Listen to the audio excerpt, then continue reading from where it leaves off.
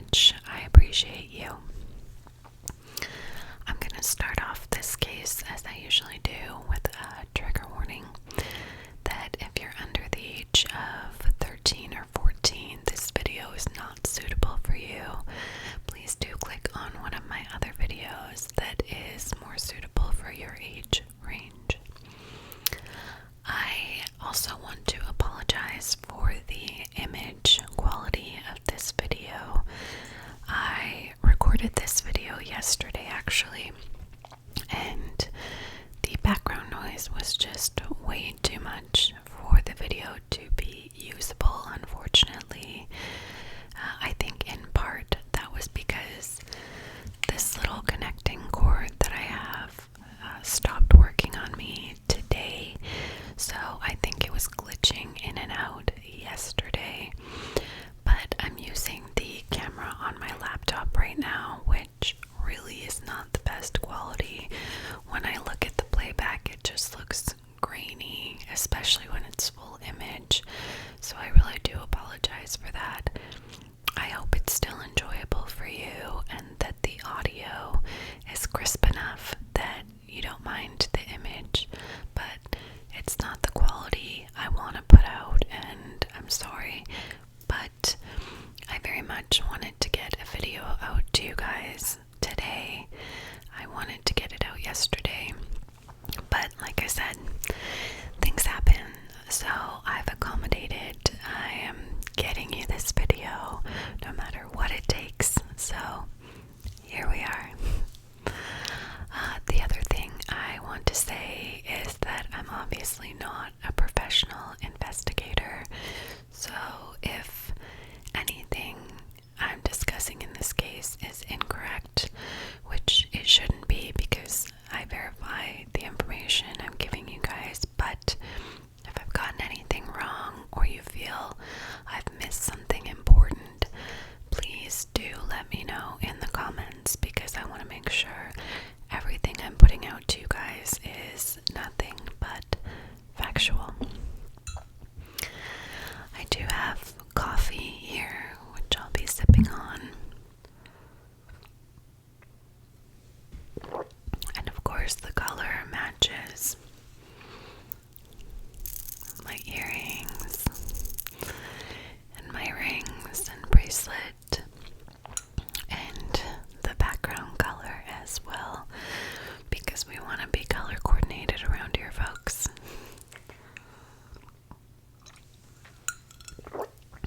I probably shouldn't be drinking coffee because it's 10:20 at night, but it's delicious, so here we are.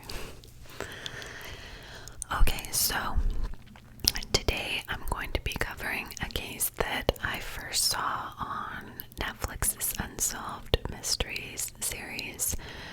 This is from Volume 1, Episode 1. It's the case of Rey Rivera, and the episode, it was called Mystery on the Rooftop. You might have already seen this episode and are familiar with the case a little bit, and if you have, I hope that this is still enjoyable for you. The reason I chose to do this case is because I watched all of Unsolved Mysteries cases, and this one, for some reason, just stuck with me, and I've never been able to forget it. There's actually 2 cases that stuck with me from that series, and this is one of them. I'm going to be doing the other case in a later video, but as this is the first episode on Volume 1, I thought it fitting to start with this one. So, our victim is Rey Rivera. He was born on June 10th, 1973, to parents Angel and Maria Rivera, and he was born in Madrid, Spain. He was one of 3 siblings,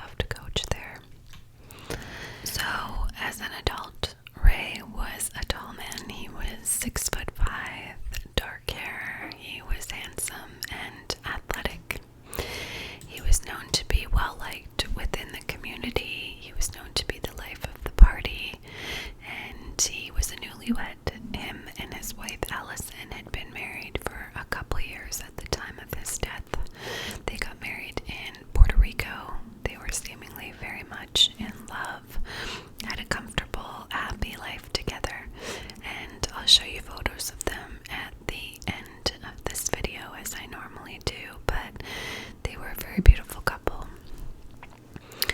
In his spare time, he got another coaching job for water polo.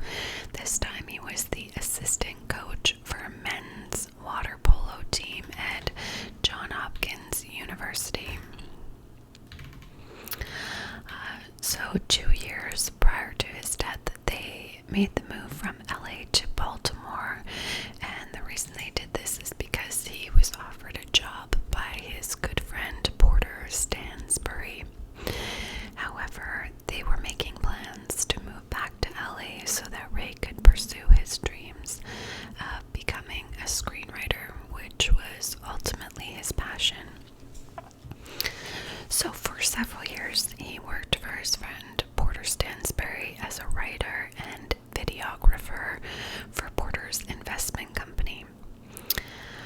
He had the responsibilities of being the editor of the Rebound Report, which was a financial newsletter started by his friend Porter. He would voluntarily resign from this position about 6 months before his death and was working as an independent contractor making videos for his clients. One of his clients at the time of his death was the Oxford Club, which was a company owned by the parent company Agora.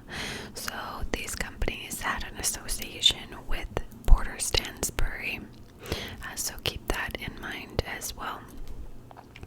He also, on the side, continued to write screenplays. As I mentioned, this was ultimately his passion. So, on May 15th, 2006, his wife Allison recalls that the couple's home alarm went off at 1 o'clock in the morning. Police were called. They looked around, but they weren't able to find anything suspicious. She says that Ray was typically a man that wasn't afraid of anything, but she recalls that he was walking around with a baseball bat and he was very scared that evening. She actually said that she saw a look of terror in his eyes that she hadn't seen before. But police ultimately chalked this off to some kind of animal setting off the alarm. However, then again on May 16th, the following day, again at 1 o'clock in the morning, their alarm went off again. And Allison said that Ray seemed even more terrified than he was the night before. Now, this time, again, they do call the police, and this time they noticed that one of their living room windows was tampered with. The police, however, come, look around. They, again, see nothing really suspicious, so, again, they tell them that it was just likely an animal and not to worry about it. So later in the day, on the 16th, Allison would leave for a work trip to Virginia. She said it was a typical morning. They had breakfast and Ray walked her out to her car. They said goodbye. She told him that she loved him, and he replied back with, "Thank you for loving me so much." So at the time that she was out of town, she had a friend of hers named Claudia that was staying in their guest room for whatever reason. Claudia recalls that at about 4 p.m., she heard Ray answer a phone call, and all she heard of the call was Ray saying, "Oh shit," and then he ran out the door in a hurry. He had flip-flops on at the time, and he left his computer and the light on in his office, so like I said, he did leave in quite a hurry, like something was very urgent. On his computer, the last web search was what time the sun would set in Baltimore that day. So he does leave, and then for whatever reason, he comes back and he leaves again in the couple's black SUV.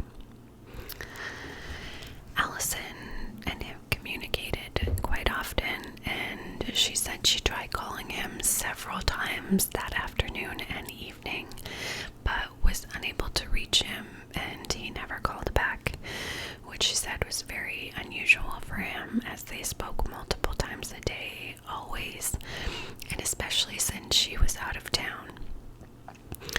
At about 10 p.m., Allison called Claudia and asked if she had seen or spoken to Ray, and Claudia said she hadn't seen him and wasn't sure where he was.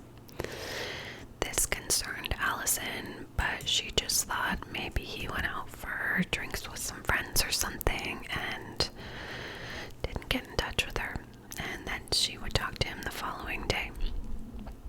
The next day, she called friends and family after not being able to reach him and asked them to try and help her locate Ray, because at this point it was very unusual that he didn't come home for the night. He hadn't been in touch with her at all, so she did know that something was wrong at that point. She would ultimately file a missing persons report on May 17th at 3 o'clock p.m. So friends, family, and co-workers would search the city and surrounding areas for any sign of Ray or any sign of the black SUV that he was driving. His friend Porter offered a small financial reward of $1,000 for any assistance in locating him, and he also hired a private investigator at the time to try and help find him. So during the search, Porter told a journalist that Ray was a happy guy. He and his wife had just booked a trip to New Mexico in a few weeks. This is not a man that wanted to leave.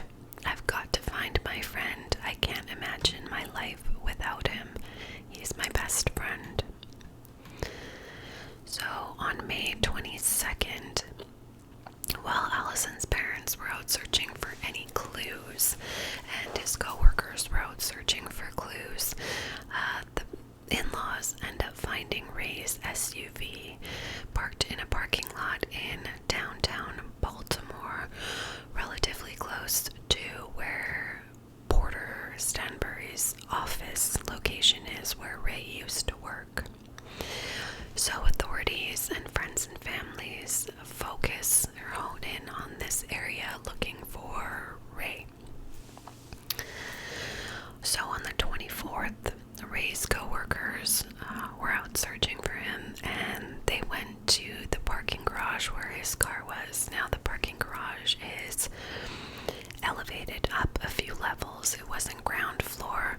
So they go to the parking lot and they start looking over the edge to the surrounding areas, and they notice next door where the Baltimore Hotel is, Belvedere Hotel, that there's some sort of narrow hole on the roof of the Belvedere Hotel. So they notify police, and upon investigating the hole, they end up locating Ray's body in an unused meeting room of the hotel. I guess this is a room that was locked, that nobody went into. It hadn't been used for quite some time, so nobody had been in there at the hotel to notice it. They recalled that there was blood on the walls and near the body. His keys, sunglasses, and cell phone were located near the hole on the roof. However, there's no evidence photos that were taken of their location, which is very strange to me. They were also relatively undamaged. Like, the cell phone was fine, the sunglasses weren't scratched, everything looked fine, which you would think if somebody fell through a roof that they would show some damage to them, but there was no damage at all to these items, and as I said, they were located around the hole in the roof. He also had a money clip on him, which was apparently apparently very personal to him. It had some inscribed words on it. I'm not sure what those words were, but it was very personal to him, and apparently he took it everywhere with him. This was not located on his body or around his body. There was also notably no blood or tissue found in or around the hole on the roof, where you would think if somebody fell from obviously a good distance, if they fell through the roof, you'd think that there would be blood on the metal surrounding that hole or in the hole itself or something, because there was blood all over the room where he was found. But there was no blood or tissue found on or around the hole. So Rey was 32 years at the time of his death. Now we're going to go into the investigation and evidence. So at first glance, it seems that it's probably likely a suicide, that he jumped from somewhere and took his own life. However, when you look at the evidence and the facts, that seems questionable. So, police first review all of his mobile and online activity, his financial records, everything, and they see no activity since Rey disappeared on his cards or anything like that, and they see no other suspicious activity at all. The autopsy comes back and shows no signs of substances in his body at the time of his death. Loved ones, friends, and family said that they saw absolutely no signs of any mental health issues. He wasn't depressed that they knew of or had any reason to want to end his life that any of them knew of anyways. They reviewed the video surveillance footage from inside and outside the hotel from the 16th, but they see no signs of Rey in or outside of the hotel.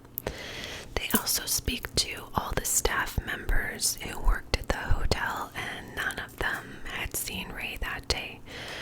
It's important to note that Rey and his co-workers, and even Rey and Allison, would go to the Belvedere Hotel quite frequently, so they were known there by the employees. They would go to the bar there. And as I said, nobody saw Rey that day. Now, there were cameras on the roof that investigators did look into reviewing that footage, and very suspiciously, the cameras on the day of the 16th were either disconnected or not working properly, which everything was fine on the 15th. There's video surveillance from the 15th, and then there's video surveillance from the 17th. So the only day where the camera wasn't working or footage got deleted or whatever happened was the 16th, the day that he was last seen. So that's incredibly suspicious, obviously. So while the investigation is ongoing, they apparently get 2 anonymous phone calls from people who were trying to get Rey's laptop released, or they were trying to locate Rey's laptop, indicating that they needed that for whatever reason. What I find strange about that is they say that it's an anonymous person, but if you're calling a police station and you're asking for a piece of evidence to be released to you, how do you expect that they're going to say yes to that request if you're requesting it anonymously? Like, obviously, that's not going to be released to them. So I'm surprised by that. I'm surprised that the police didn't, reverse trace that number or find out who that person was and investigate that further. But it just says online that somebody requested the laptop twice, which is highly, highly suspicious. It begs the question question what was on that laptop that this person wanted so badly. So, during the investigation, police pull up Rey's phone records, and they find that the call that Rey had answered before he left the house was from the Agora company. So, the company that Rey used to work for, the parent company that Rey used to work for, and that he did still do contracting work for the Oxford Club, which is owned by that company, or that's the parent company. So that was the last call that came into him. However, they were never able to identify who it was that had called Rey. So none of the employees came forward. I would question why they didn't review the video surveillance footage from inside that office at the time or outside that office at the time. And I don't know if the police did, or maybe they weren't able to get access to the footage, but it's strange to me that they weren't able to figure out who made that call, because it doesn't seem like it would be that difficult. They know what time the call came in. There's got to be cameras at least surrounding that building to be able to see if somebody went in the building at that time. Or perhaps there were a lot of people working that day and they just weren't able to identify out of multiple people who it would have been. I'm not sure. But again, I also find that suspicious. So prior to his death, Allison, his wife, recalls that he did seem stressed out. He seemed very overprotective of her in the weeks leading up to his disappearance.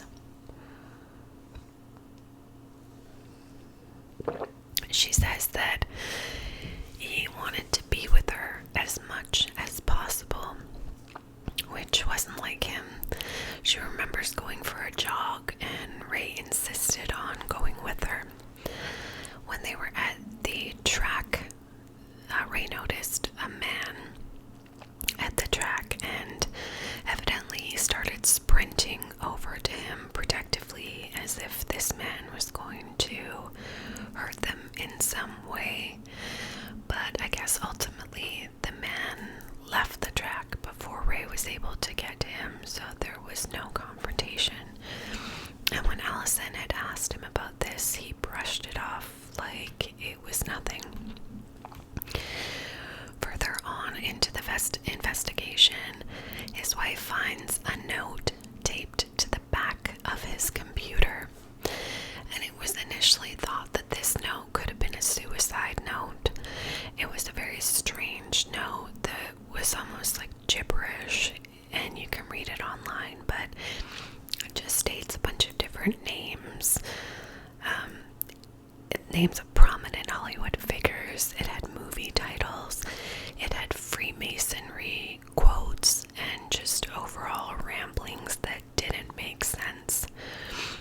As I said, initially they thought that this was a suicide note, but later on, many people would theorize that this was proof that he was having some kind of psychotic break.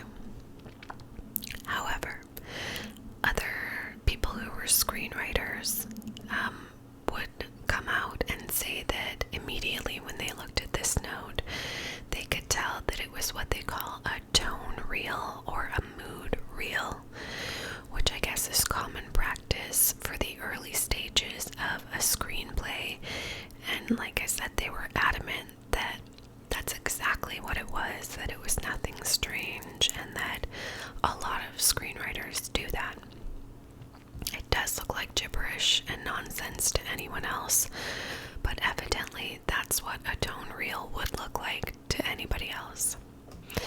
After being analyzed by the police, it was ruled out as a suicide note. Now, Unsolved Mystery claims that a gag order was put in place at Stansbury and Associates, telling all employees that they were not to talk or cooperate with the police. Now, claim this seems to be false. I saw documents of emails that Porter had sent to his staff advising them to be cooperative with the police. In one email he says, "Please contact Masonland BPD Missing Person Unit at," and then lists the number, "if they had any information that could assist in the investigation."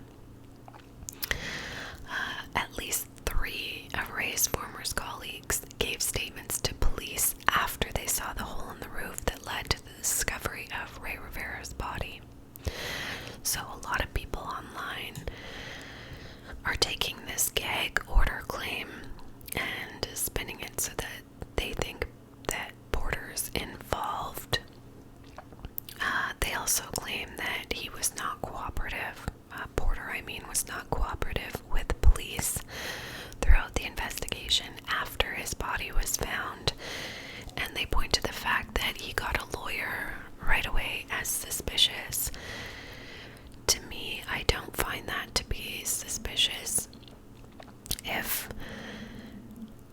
a body was found that's your very good friend's, and the last call that came into his phone was from your company or one of your associated companies, I think it's normal that a high-profile executive would hire a lawyer at that point in time just to cover his bases and make sure that any questioning that's happening or interviews that are going on or anything like that is just under the supervision of a lawyer. So I don't find that to be very strange. There's also records of him speaking to police after Ray's body was found, which contradicts a lot of the claims online that he refused to cooperate with authorities. So police quickly would jump to the conclusion that he jumped from the roof of the hotel, from a higher up level of the hotel, because where he was found was on the second floor roof. And if you look at the layout of the hotel, it's sort of like a C shape of the higher up levels, and then inside there's lower level roofs. So his body was found on the lower level, and police are claiming that he jumped from one of the higher levels down and took his own life. Now, Ray was known to be afraid of heights, so there's one point that sort of seems strange about that. What's also unlikely, or what makes this claim also unlikely, is that there was, the way the roof was shaped, there was a considerable horizontal distance between the hotel roof where he would have had to jump and the lower roof. It was actually a distance of 45 feet. So, in order to make this jump, he would have had to make a running start to get to where he landed. Forensic investigators would determine that he would have had to be running at a speed of 10 miles per hour to make the jump, which would be like a run/sprint. Now keep in mind he was wearing flip-flops at the time of his death. So this is a pretty fast run for the average male his age wearing runners. So that speed that they determined is with someone wearing runners. It doesn't take into account that he was wearing flip-flops, which would have made it more difficult to get to that speed. There was also a slant in the roof and obstacles in the way between where he would have had to start running and where he jumped off the roof. So that whole situation just seemed really strange. But nevertheless, the investigation focused on this whole situation being a suicide. And once they came to this conclusion, they didn't really take the time to investigate other possibilities or the possibility of foul play. They just chalked it off as a suicide. Now, multiple medical professionals have come out and said that they believe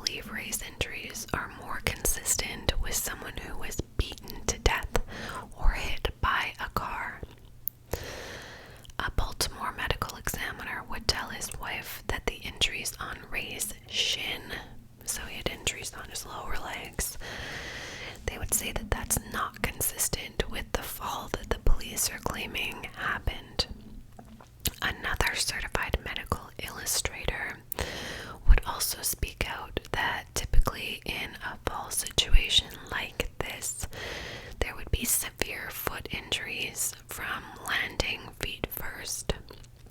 She also notes that typically the majority of the victim's injuries are equally on both sides of the body in a fall like this, whereas most of Rey's injuries were on his left side. So they did ultimately classify his death as undetermined. However, the medical examiner's autopsy report says that Rey Rivera's injuries were consistent with a fall from a height and were sustained as a result of precipitation from a 13-story building. Shortly after this, the FBI would take a step back from the investigation with the assumption, as I said, that this was simply a suicide. But at the time of the murder, multiple witnesses would come forward indicating police didn't seem to be taking the case seriously or properly preserving and reviewing the evidence at the crime scene. Noticeably, the police were seen laughing and throwing his phone, keys, and glasses into the hole where Rey's body went through the roof. And there was no photos, as I said earlier, there were no photos of the placement of those items. There was evidently no photos taken at the crime scene of Rey's body, and fingerprinting was never done on any of Rey's personal belongings that were found there, which is very strange. If you're doing an investigation, you'd think that you would fingerprint those items. Maybe somebody else's fingerprints were on there that would have led them to someone who was involved, but that was never done. It's also noted that the crime scene was never closed off, so they had the door to the hotel hallway open throughout the investigation. There were guests that were allowed to walk by. Multiple police and investigators were seen walking in and out of the crime scene, potentially contaminating the crime scene. It also seems that they did not investigate the parking garage where the vehicle was found, and they never reviewed surveillance camera footage from the garage. It looks like they did request this footage, and the owners of the garage said that they would get it to them within a few days.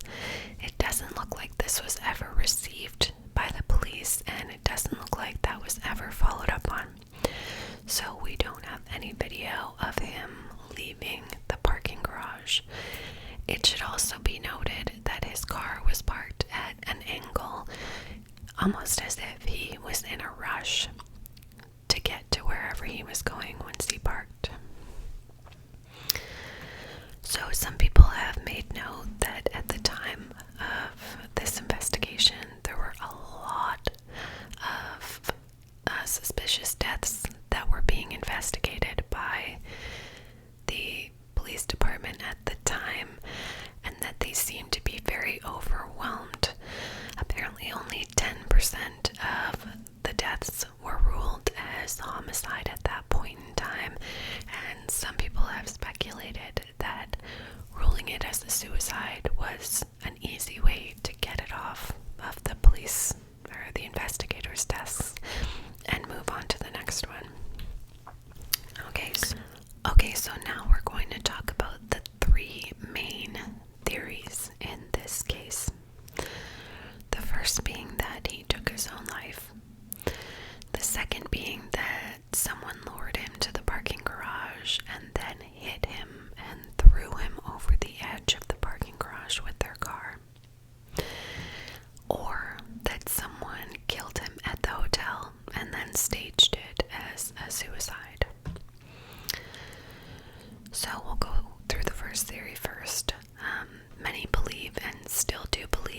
he took his own life after suffering some kind of psychotic break, that he intentionally jumped from the hotel roof. I should say that some people have theorized that he jumped from a ledge on the 11th floor, which was down a few levels from the main roof. However, I've dismissed this theory because the windows were too small for a person to jump out of or to get out onto the ledge. And access to these ledges in this area is only accessible through either private business offices or through somebody's residence. So it would have been, you'd think someone would have seen him accessing that, and again, the windows were apparently too small for a human person to get through and get to the ledge. The reasons I believe he did not kill himself: one, him and his wife had just planned a trip to Mexico in the coming weeks. He had just finished a screenplay. They had plans to move in the near future to LA. He was making upcoming plans in his life. Typically, somebody who's going to end their life doesn't make plans for the future, for the immediate future like that. The fact that the roof surveillance was not working on the 16th is highly suspicious, and I don't think that that's a coincidence. As well as none of the staff who knew Rey saw him at the hotel that day at all, in or out. If he jumped from the roof of the hotel, there would have been footage of him on the surveillance cameras outside the hotel or on the surveillance cameras inside the hotel, but there is no record of him being anywhere in the hotel on that day. He had no known history of any mental health issues. Police interviewed friends and family, and none of them gave any indication he was depressed or had anything that would cause him to want to take his own life. There was no suicide note. Typically, you would think that, or typically most people do, leave a suicide note when they end their life, and they found nothing. I also don't believe that he took his own life based on the angle and the distance that he would have had to jump. It just doesn't seem feasible that he was able to jump that 45-foot distance, especially with the way that the roof was slanted and the area and just the layout. It seems very unlikely. Now, professionals, some have come out saying that it's possible, but if you're going to end your life, why would you do it by jumping off a building, like sprint running and jumping off a building? That seems like the strangest way to end your life if you're going to do that, but I guess it is possible. Now, the other thing that I'm very curious about and suspicious about is if he jumped off of the 13th story roof and landed on the 2nd story roof. How is it possible that his cell phone and his belongings were completely unscathed? There was no scratches on the sunglasses, the phone was intact, nothing looked damaged, which is really strange. You'd think if those items were in his pockets that they would remain in his pockets when he fell through the hole. It's weird that they would land just around the hole and undamaged the way that they did. It's almost like somebody put them there. The other suspicious part is his injuries and how medical professionals have come out saying his injuries are not consistent with a fall from that height.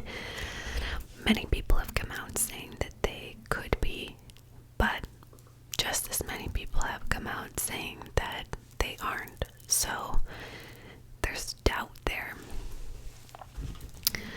I also also question why there was no blood or flesh or anything in the hole or above the hole or near the hole in the roof.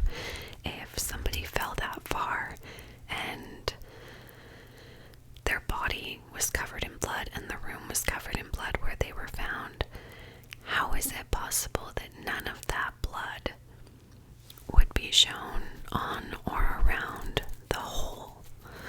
Like, you would think a lot of that damage would be caused from the impact. So why would there not be any blood in that surrounding area? That's very strange to me. The other thing is, where did his money clip go? That was extremely personal to him. It seems a bit strange that that's the only possession that was missing, especially when you think that a money clip would be clipped to your pocket. Like, even if you're falling that great distance, that's not going to fall out of your pocket, I guess, unless it's really loosely in there. But even still, contents of your pockets shouldn't necessarily fall out unless maybe you're wearing sweatpants or really loose open pockets. But for the money clip not to be found and all of his other possessions being there, that to me is highly suspicious. Now we're going to talk about the next theory, that he was called to meet someone in the parking lot and he was murdered there by being hit by a vehicle and thrown off. Apparently this would match up with the injuries on his legs and his pelvis area. And then the theory is that whoever did this placed his keys, sunglasses, and phone on the roof to make it look like a suicide.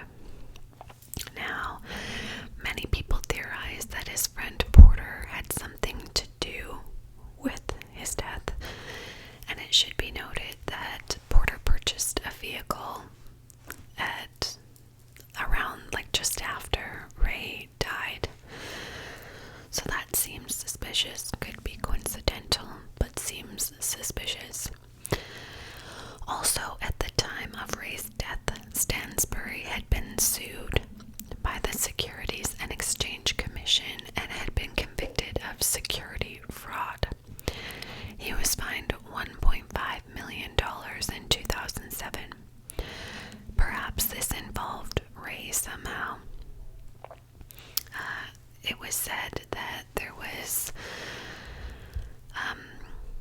a tip that was given to an investor that did not pan out the way that they had hoped, and that this investor was very angry at the time. So again, people have speculated that this could be related to business dealings with Porter, and that Porter was upset with him about one of the things that had happened and would want to kill him. However, it looks as if Porter was cooperative. He did a police interview on June 23rd, 2006. This was after Rey's body was found, and you do see a lot of discussions online that after Rey's body was found, he refused to talk to police and put a gag order on his employees. But again, this doesn't seem factual based on the information I've seen.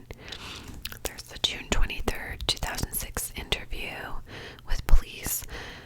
Also, several people who worked for Porter came out and said that there was no gag order put in place, and that's completely incorrect.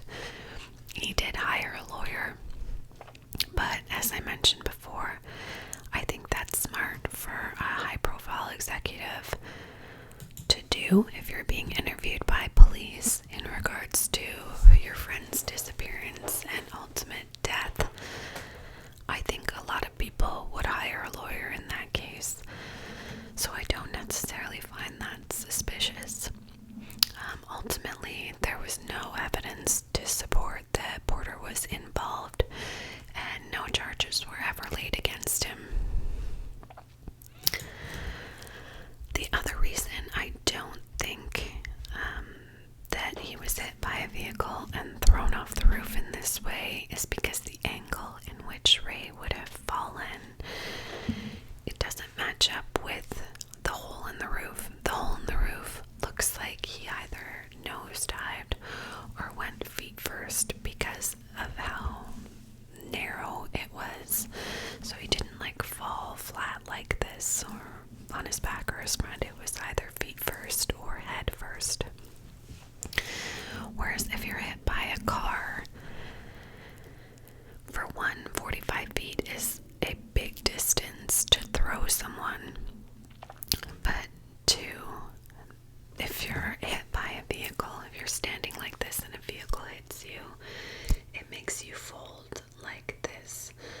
So the way his body would have been thrown off the edge, it would have sort of fallen like this. It wouldn't go straight and then like nosedive down. And I've seen forensic people do tests on there. I haven't seen it. I've seen online the results of these tests, and many people have come out and just said that it's not possible that a car would be able to throw someone off that distance and have him land the way that he did. Evidently, the parking garage was also not a very long distance for a car to speed up enough to do that and then slam on its brakes to avoid going over the edge themselves. And there were no skid marks in the parking lot on the ground, so I don't think that that is the case. There's another theory that Porter or somebody lured him to the hotel, that he was beat and killed and then placed in the hotel meeting room after he died, and that they then went up to the roof, made the hole in the roof, and staged it to look like a suicide. To me, that seems not plausible. I mean, I guess it is, but for one, how did they make the hole in the roof? You would think that somebody would hear that, but on the flip side of that, they also should have heard a body coming through the roof and making that sound. So I don't know, that just seems weird to me. Also, what would you possibly make a hole in the roof with? Like, would you go up there with some kind of giant concrete object and somehow lift it up and drop it? Like, how do you make a hole in a roof without being noticed by somebody? But I guess it is plausible. And they say that motive for this would mostly be Porter's motive based on the things that had happened previously and the fraud that he was charged with. So, as I said, although this is a possible theory, it seems pretty far-fetched to me to be able to do all that without drawing attention. It also begs the question, how did they get Rey into the hotel and up to that meeting room without being seen on any surveillance footage? So that, I don't know, it doesn't seem plausible to me. So those are the main theories. There is a theory online about something called the game. Now, this was mentioned on the note that was found on the back of Rey's computer, and apparently it's some sort of game or video game or something about somebody who jumps off of a roof after suffering a psychotic break, I think it is. But I don't know, this could also be possible, I guess. Or he just wrote the name of the game on his notepad for a future screenplay or something. So I mean, I guess it's possible, but I didn't delve into that theory very much because it doesn't really seem to have much merit. And authorities also looked into this theory and didn't find any evidence that that was the case. So, questions that I have after reviewing all of the evidence. Why were the parking garage surveillance tapes not followed up on and reviewed? This seems like a key piece of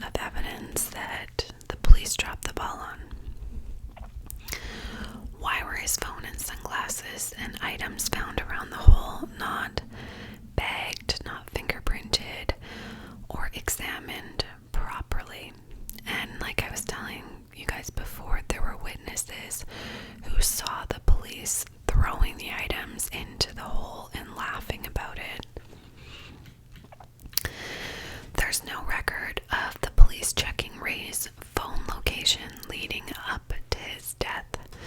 Now, it would have obviously pinged at the different locations where he was, so maybe they did check that and the location remained at the hotel, but maybe he left the hotel.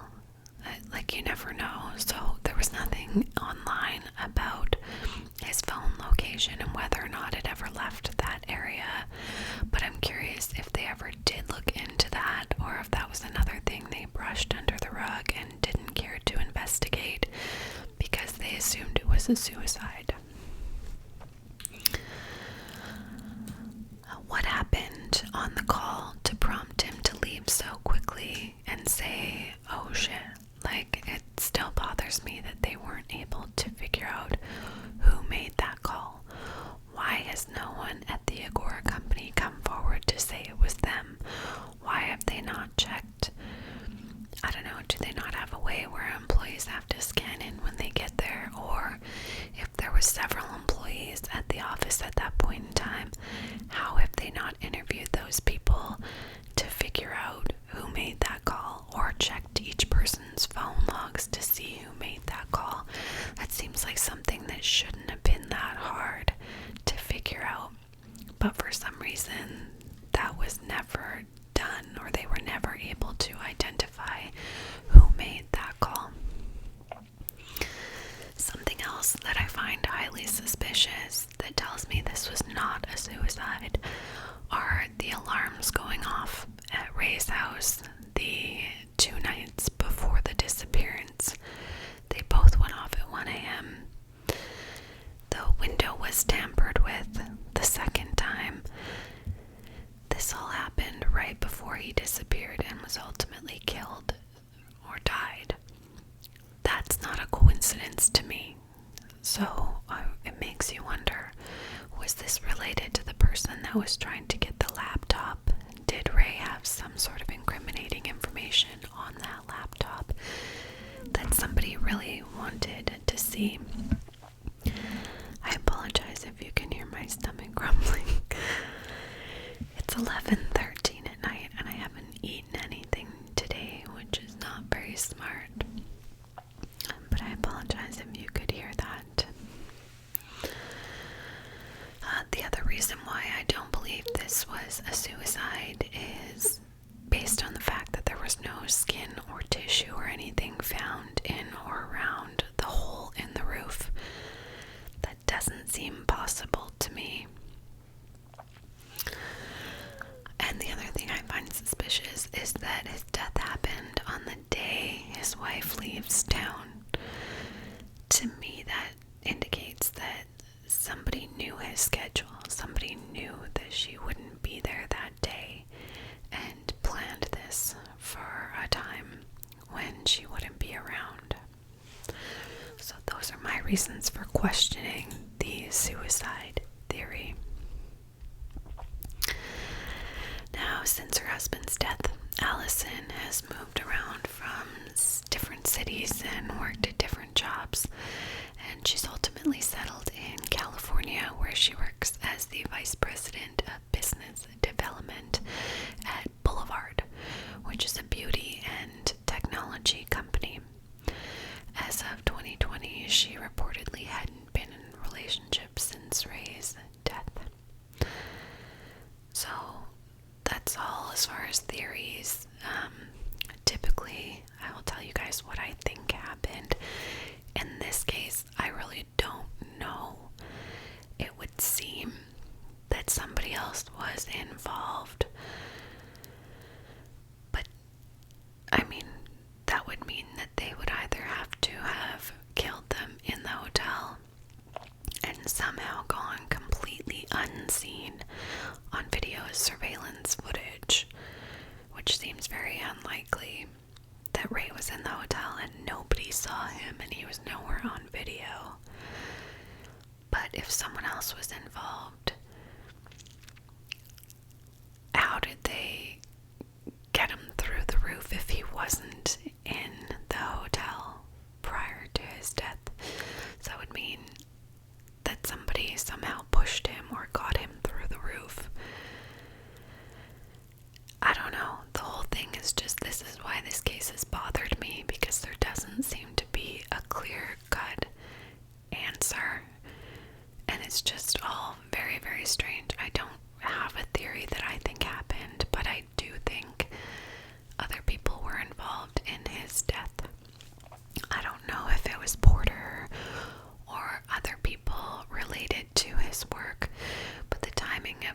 lawsuit for Porter and the investor that seemed upset at a bad tip and all of those things, I would guess that they were involved somehow. But I don't have answers as to what I think happened, as to how his body got there. The whole thing just seems strange, you know? Or maybe, like, I don't know, you'd have to make a running jump to get to that location where the hole was found. So again, the whole thing just seems strange to me. I don't have an answer as to what I think happened, but I don't think it was a suicide.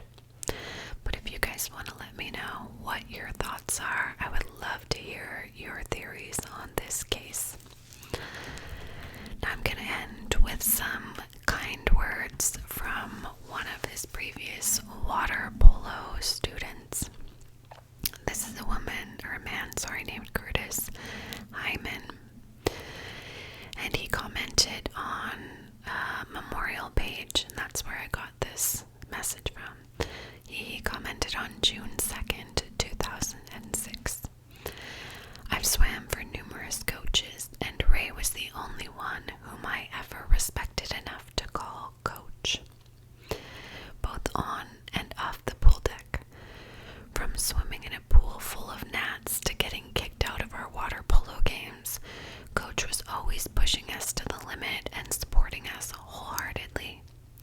He's the only person who ever understood what drove me to swim and used that knowledge to mold me into a better athlete, but more importantly, a better individual. Ray was always there to pick me up when I was down and offer words of encouragement. And to his family and friends, may your treasured memories bring solace during this time of loss. Coach will always be in our hearts and will forever be missed.